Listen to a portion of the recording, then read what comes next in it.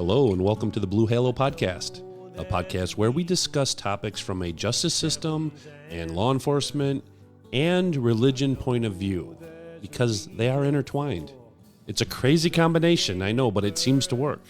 And I am your host, Jeff Wamble, and I am a now retired 30-year law enforcement veteran, 31 years to be exact.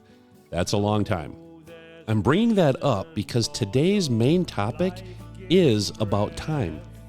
Do we ever really have enough of it? Most people would say no. My 30-year career, I'll tell you, flew by. I can still remember getting the phone call to be hired. I was managing a gas station at the time when the call came in. It was a very good day. And speaking of good, God is good. All the time. Yes, indeed. It's funny how time flies, isn't it? But if you think about it, time flies truly when you're having fun, or when you enjoy what you're doing, or you're doing something interesting. You know, it's all relative to what you're doing. Time passing by fast or slow is relative to what it is you are doing. If my clothing is on fire, for example, a few seconds will seem like an eternity. But a nice day with my family, that'll go by in a blink of an eye. We all experience this, right? There's a quote by Leo Christopher. He said this: "There's only one thing more precious than time, and that's who we spend it on." I'll wager that the word time, or the topic of time, has more quotes or creative sayings than almost any other topic. Maybe. Well, love. Love may be number one, probably is, but time could be number two. It's second. And you all can probably think of a few right now, a few sayings, right, without even trying. How about this one? There is no time like the present, but there is no present like the time, right? Or how about this one by Bill Keane? It's similar to the one I just said. Yesterday's the past, tomorrow's the future, but today is a gift. That's why it's called the present. I like Bill Keane. He also said this one. It's a little off topic, but I like it. A hug is like a boomerang. You get it back right away. That's good. But the one I really like by him is the one about Santa Claus. This one here. He said, "God put Santa Claus on earth to remind us that Christmas is supposed to be a happy time." You all know I help out Santa every year around Christmas, so I am partial to that one. But of all the special quotes attributed to time, I think the one that sums it up best, at least for me, and the one I want to focus on today is this one. This quote attributed to Harvey Mackay. And here it is. "Time is free, but it's priceless. You can't own it, but you can use it. You can't keep it, but you can spend it. Once you've lost it, you can never get it back." This quote captures the essence of how we utilize time. Now, it's the very fact that time is limited that gives it value to us. That's what I think. Wouldn't you agree with that? Did you know, for example, some mayflies only live for about 5 minutes? That's it, 5 minutes. That's its entire lifespan. Now, talk about not wanting to waste time, right? Jellyfish, on the other hand, can live up to 1,500 years. Incredible. I'll tell you what, if they make a vitamin supplement out of jellyfish, probably do, but you should buy it. So how does this topic of time relate to what this podcast series is about? Is time relevant to law enforcement, to justice, and on a much larger scale, God? Yeah, for sure. For sure it is. Time is very relevant. There's so many aspects of time, so much, I would say so much so that I probably will only be able to scratch the surface here today. But that's okay. That's okay. Let's start, though, with the justice system. Time served, doing time, time off for good behavior, the right to a speedy trial, which is a form of time or a measurement of time. Time is very important in the justice system. It's a form of evidence. When did the crime occur? How long did something take? Even how long a criminal is in prison or jail matters. And by the way, do you know what the difference is between a jail sentence and a prison sentence? Many people don't know this, and they mix the two. A jail sentence is usually a year or less, and a prison sentence is for more than a year. So it matters. It matters how long someone remains behind bars in our justice system.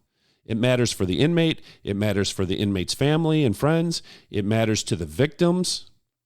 It matters to society in a bigger general sense. There's a correlation between how much time someone spends in a jail cell or a prison cell to other elements in a person's life, like happiness, sadness, depression, victimization. And I'm not just talking about the person in the cell. All these experiences, these emotions, are felt by anyone touched in some way by the offender. So time matters a lot regarding the justice system. Law enforcement is no different. In fact, time is so important in the law enforcement world that entire sentences are reduced to a simple number. I'm talking about the 10 code system. Those codes, those numbers save a lot of time for law enforcement. They're used to save time, to shorten the way we speak, but still get the message across. Heck, we even have a 10 code to tell us the correct time. That's 10:36, by the way. And it's very true that sometimes seconds are the difference between life and death. You all know what I'm going to do next. I'm going to share a couple of stories about this. Some are feel-good stories, some not so much. But I'll tell you this, most law enforcement officers actually have similar experiences, like taking too much time to locate an address of a police call, or by the time enough evidence was gathered to arrest someone, the suspect fled town. That happens all the time. But sometimes seconds do matter, and sometimes those seconds are the difference between life and death, like I said. I remember one summer night, late, a call came out of a vehicle driving recklessly near a park that had a lagoon in it. As officers responded, they observed these tire tracks leading from the street near the park, going up and over the curb, and then onto the grass. So they followed. And the tracks went on for hundreds and hundreds of feet. And it led them past the playground equipment and the basketball courts all the way to the water where the lagoon was. And when they arrived, they found the car slowly sinking in the water. When I finally got to the scene, I witnessed two officers peeling off their equipment and diving into the water to save whoever was inside that car. I'm not sure how they did it, but they were able to pull the driver out. He was the only person in the car. Maybe the window was down. I don't know. But seconds matter. I had an area partner one time come upon a major two-car accident. Again, late at night, one car rear-ended the other at a stoplight, and the second car caught fire. My partner didn't hesitate, and he ran toward the burning car and pulled out the driver before he fried in the blaze. Seconds matter. But all the stories don't have happy endings. Of course not. A day shift officer I knew received a call to respond with the fire department to our lakefront because kids were jumping off the pier and one child was struggling in the water. He couldn't swim. That's what we found out later, that he couldn't swim. When the officer arrived, she could see the child in the water, still alive. But by the time she could reach this child with a flotation ring, he had gone under and wasn't found for several minutes. During the second half of my career, I did a lot of public speaking, and I would often go to our local high schools a few days before prom and give presentations about the ill effects of drinking alcohol and taking drugs. And I would always bring in a prop with me, a prop like a long rubber medical tube. It was about 3 feet long, maybe an inch thick, and then I would somewhat demonstrate what it would be like if they had to get their stomach pumped if they overdosed. Now that got quite the reaction, let me tell you. I would also tell a very sad story about a drunk driving accident that happened to one of my friend's brothers.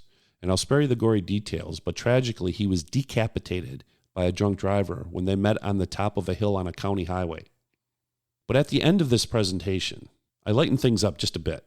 But I had to stay very serious, of course. You have to. Driving under the influence or overdosing on drugs or alcohol, of course, is very serious. But I wanted them to relate to the points I was trying to make. So what I did was I tried to direct the message at the female students and hoped the message would spread to their dates if the points didn't get through to them. It usually worked. It's a good story. Maybe a little gross at the end, but I received the reaction I wanted. And my intent was to use the concept of time to stop them from doing something they may regret for the rest of their lives. Here's the story I told them, and my hidden message is at the end. I started by asking the entire audience, about 200 students, if any of them went to prom the previous year. I didn't really care, of course, if any of them raised their hand or not. I just acted like some of them did to help move my presentation along. So next I said, yeah, I see some of you went. Were you one of the lucky ones to sit at the table with the young man who was wasted? This usually started them stirring a little bit. Then I said, you would remember if you were, because he puked all over the table. The audience stirs a little more at this point. Some laugh. Then I said, yeah, vomit went all over. On the table, on the plates, on the food, and on his girlfriend's dress. And she even had a bunch of his vomit on her hair, and a small amount went into her mouth. Now the place exploded. Some kids laughed, some were disgusted. I had to wait a while before I could finish the speech because they were so loud and out of control. But once they calmed down, and the teachers weren't happy, by the way, but oh well. But once they calmed down and got quiet again, I said this: nobody was hurt that night, luckily. Nobody was hurt. The student who was wasted, who was drunk, he was so drunk he probably doesn't even remember the night. But I'll bet his girlfriend does. I'll bet she never forgets that night. The night her hair and her dress and her prom was ruined. You see, once time is gone, it's gone forever. There are no do-overs with time. Just like a life, when a life is gone, it's gone forever. There are no do-overs. MusicCenterInc.com. Nationwide, worldwide. Since 1945, Music Center Inc. has carried the essentials for what you want for your sound and music needs. Guitars, amps, percussion, DJ lighting, and more. We lean on the team at MusicCenterInc.com for all our professional podcast needs. Visit MusicCenterInc.com's impressive product selection and old-school, helpful, and friendly service today.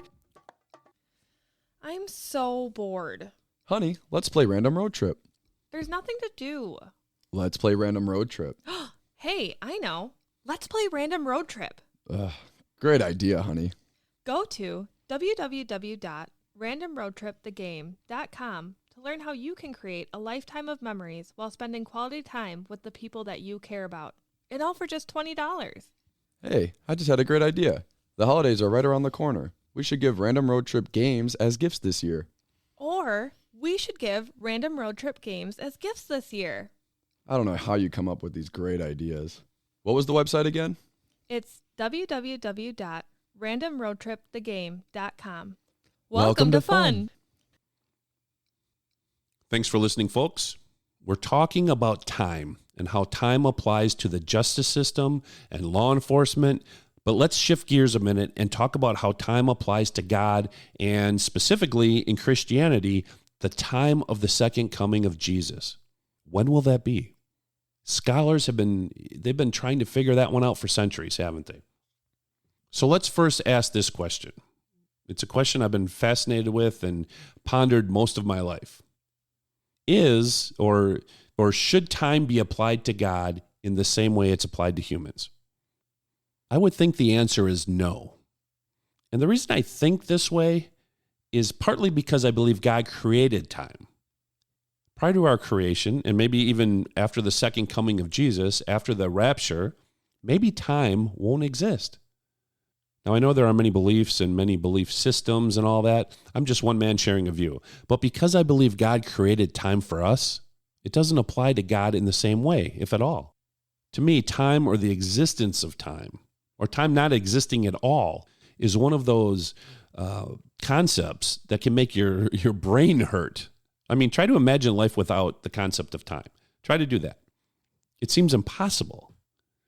We measure nearly everything in terms of time as humans. That's what we do.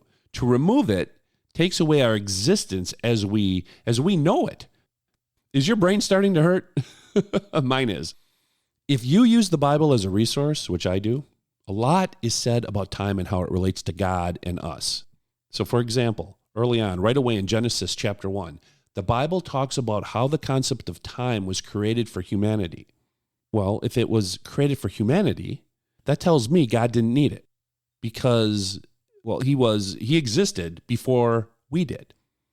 He was fine without the concept of time, but created it for us because we need it.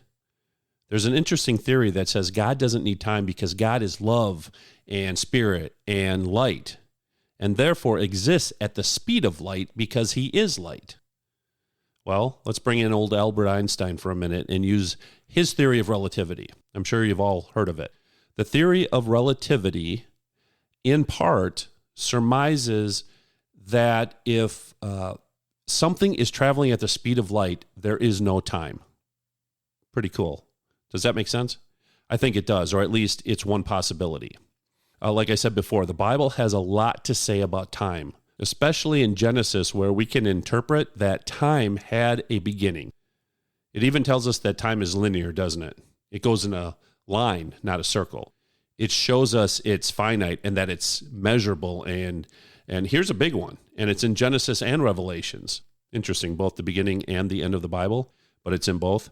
It tells us that time may cease to exist when its purpose is no longer needed or its purpose is complete. This would be what we say is, quote, the end of time, unquote. Very interesting. So, no is my answer. No. I don't think time is applied to God in the same way as humans. Mainly, I just don't think God needs time. We do. I'd love to know your thoughts on this. If anyone cares to email me, bluehalopodcast@gmail.com. But moving on. So another big question that is asked regarding time, I think maybe more than any other in the Christian world, is about the time of Jesus' return. If you are a Christian, you probably believe something like this, that one day Jesus will return to earth in all his glory to lead us and to fix our problems. It will take place sometime after the tribulation, but it will happen before his 1,000-year reign on earth. So I think there are several key points to discuss here. First, this is written about a lot. In fact, it's very prominent in Scripture, especially the New Testament. Here's something interesting, too. Did you know that the biblical references to the second coming of Jesus outnumber the references to the first coming by around 8-1? I was very surprised to learn this. There are over 1,800 different references to the second coming. Jesus even referred to himself returning something like 21 times. And get this, even Enoch in Genesis predicted it, and that's long before the birth of Jesus. So the time of Jesus' return has been written about and prophesied, and another thing we're supposed to know, before I forget to mention it, is the location of Jesus' return. In Zechariah, it's written that Jesus will return to Israel. That's the location. And it even gets more specific and says Jesus will stand at the Mount of Olives. We're even told that the whole world will witness his return. Now, this is the opposite. This is completely different from his arrival, isn't it? Only a few people were at his birth. But for his return, the Bible says every eye in every place, in every corner of the world, will witness his return. That's fantastic. We are told so much, aren't we? That Jesus will return, where he will return, people will witness his return, all that. But the one thing we are not told is the time of his return. That was the original question of this segment. What will be the time of Jesus' return? No one knows the answer to this. In Matthew 24:36, it says, "But about that day or hour, no one knows, not even the angels in heaven, nor the Son, but only the Father." That's pretty clear. But doesn't it raise another question? Why? Why can't we know the time? It's pretty clear that God doesn't share everything with us. He doesn't reveal everything to us, that's for sure. Nor should he. God doesn't tell us everything. He shares what he wants us to know. Sure, we can speculate all day long about all the things God does not share with us, but in the end, it's just speculation. To me, this is where faith comes in. We either believe and trust in God, or we don't. We decide. It's our choice. To this day, allegedly, the number one question asked is, what time is it? That's funny. You would think with all the gadgets we carry around, we would pretty much know, wouldn't you? Here's something else interesting about time. It does not discriminate. Time doesn't care if you're rich or poor or what your race is or your gender. Throughout history, look at how many people had their life cut short, or I should say had their time cut short. Lincoln, Mozart was 35, Princess Diana, the Kennedy brothers, even little John, JFK's son, died at the age of 38. Martin Luther King Jr. was 39. Anne Frank, I think she was only 15 years old. Elvis Presley. And most importantly, Jesus. We don't know, do we? We have an average amount of time as human beings, but we don't know for sure what we'll get individually. Here's something to ponder. If I gave you $86,400 all at once in cash, $86,400 right now, today, and told you that you had to spend it all today, every bit of it, you would have a fun day, wouldn't you? And then, get this, tomorrow, I would do it again. I would give you another $86,400. And the next day, and the next day, and the day after that, every day you get to spend $86,400. You would love that, wouldn't you? Now, I'm not really talking about money, am I? No, I'm talking about time. We all have been given the same amount of time every single day, 86,400 seconds every day. We all know deep down that time is more precious than money. So why aren't we excited about that? We should have an attitude of gratitude, as I've heard my pastor say, with this gift of time that we have. What's interesting is we have this belief, or many of us do, that somehow the future is going to have more meaning than it does right now. There is this fallacy that if we endure hardship now, or if we suffer now, meaning in the present time, all that suffering will pave the way for a better life later on. But here's the dirty little secret. This is the hard truth. Time, okay? Time does not reverse itself, right? Time does not reverse course. Never has, never will. We do not grow younger. Of course, for many reasons, we should all strive for success by working hard. We have to provide for ourselves and our families. I'm not saying don't work hard, but one important element in life is to channel our invaluable time towards those things, those endeavors that make the present time you're in so powerful and so impactful and so meaningful and just plain amazing that you are happy to be right where you are. I remember a line from the 1980s movie Fast Times at Ridgemont High that has stuck with me all these years. The character Mike Damone is talking to Mark Ratner, and he called him Rat. They're at the mall, and he's giving him advice about attitude and about being in the moment, and he says something profound that we should all live by. He said this: act like wherever you are, that's the place to be. That's good advice. I feel like the discussion of time could go on forever. It's poetic at times. It has scientific value. It's seen as a limited resource, but it's also one of the biggest riddles of the universe. And the truth is, our decisions and our actions define whether time is our enemy or our ally. Taking control of our time means living our own life, not someone else's, and getting the most out of it. Thanks for listening, everybody. I'll talk to you soon.